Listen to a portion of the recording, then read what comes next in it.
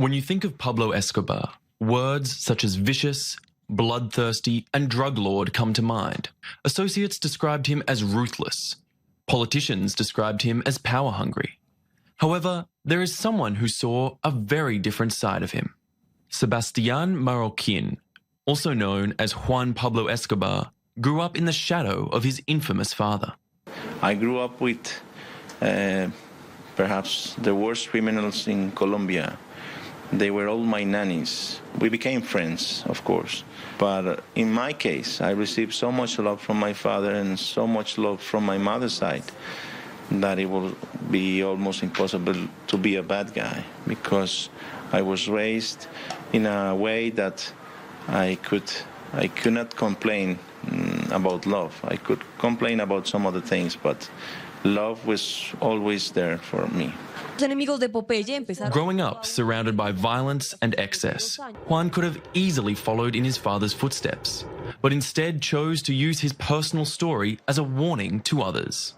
And I really think that I should use my own story, my own family's story, not just to make money, but more important than that, to make people aware of the consequences of trying to be like Pablo Escobar.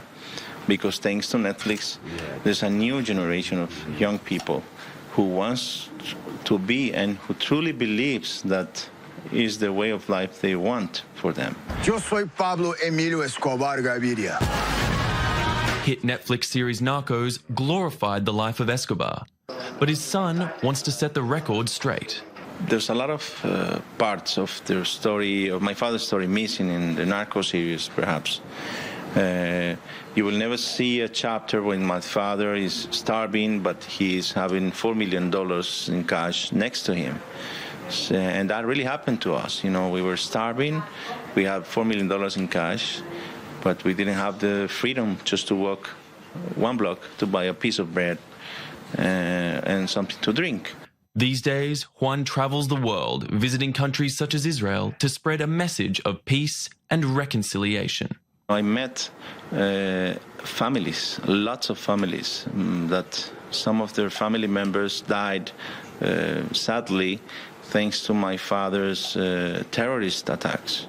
Because we do believe, and I do believe, that the human being has the capacity of forgiving. And I think that's the first step we should make to achieve peace.